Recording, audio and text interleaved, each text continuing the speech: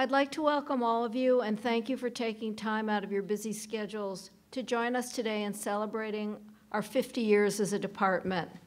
I know that many of you are alumni of the department or graduates of UCLA, as well as faculty from across the campus and friends of the university. Again, thank you all for coming. First, I should introduce myself. My name is Nancy Levine. I'm the new chair of the Department of Anthropology.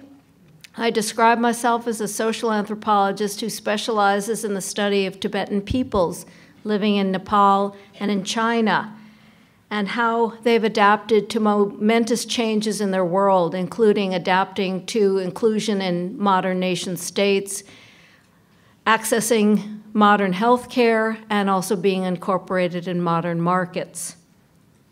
I'm one of over 30 faculty in the Department of Anthropology. We each specialize in one of the 4 fields of anthropology, and those fields are archaeology, biological anthropology, linguistic anthropology, and social cultural anthropology, with each subfield comprising a range of specializations. Our history as a department officially began in 1964.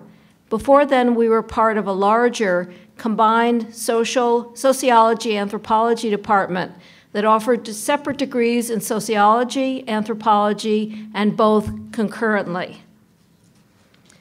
Throughout those years, we've been committed to providing the most inclusive vision of anthropology, supporting teaching and research on a wide array of topics and on all parts of the globe, including the Americas, Europe, the Pacific Islands, Asia, various parts of Asia, South Asia, East Asia, Southeast Asia, and the Americas as well.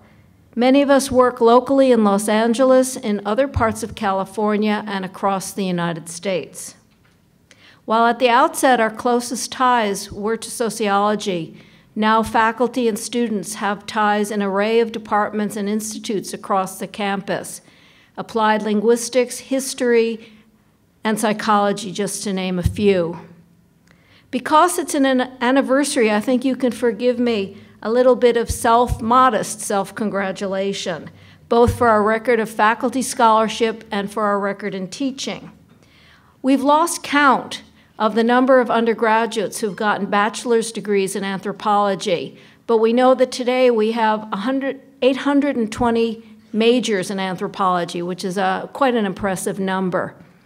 Over the years of our existence as a department, we've awarded 634 PhD degrees, and that's quite impressive. And our graduates have been represented in an array of fields and endeavors across the world, not only in the United States, in teaching, in industry, in medical professions, in entertainment world, in law, in development work, in think tanks, in a host of occupations.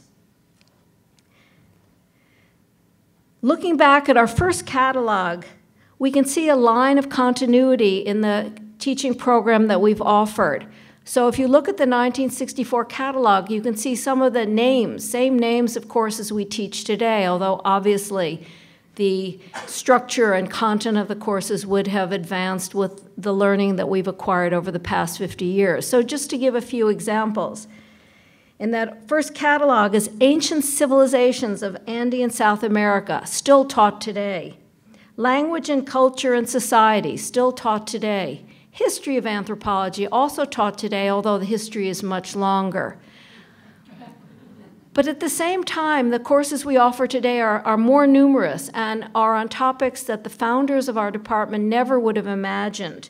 So for example, to give you some examples, there's evolutionary psychology, gender systems. We have 4 courses on gender, anthropology and media theory, all topics that never would have been imagined during the first years of the department. Our research nowadays relies on a far richer database and more sophisticated methodologies and cross-disciplinary specializations than the founders dreamed of. We can know so much more and contribute so much more than was possible half a century ago, and this can be attributed to the sorts of contributions that our predecessors, the founders of our department, made, and also to the improved communications that modern technology offers us. The epigram we've used up to sum up the spirit of this event is celebrating the human experience. Most of our faculty, however, see their goal as acquiring knowledge. More knowledge on a wide array of topics: how humans evolved, how they've adapted to and are adapting to denser concentrations of population in urban environments, how they've adapted to or adapting to new technologies, how people imbue their lives with meaning, and how their languages reflect and shape their social lives. But for all of us, the ultimate goal of this knowledge is practical, and that is how to better the circumstances of our fellow humans and other beings on this planet.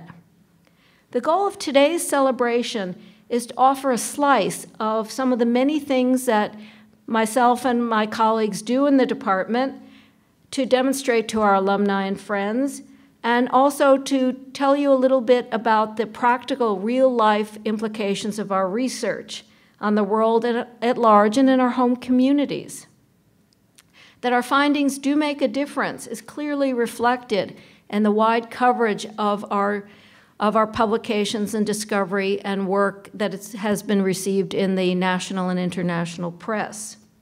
Because of limitations of time, we have selected two particular topics that engage several of my colleagues, that link them across the four subfields, that have clear relevance to our daily lives, and that we hope that those in the audience today can relate to. The first of the two panels today is Crime and Criminality in the 21st Century, and the second is The Social Life of Food.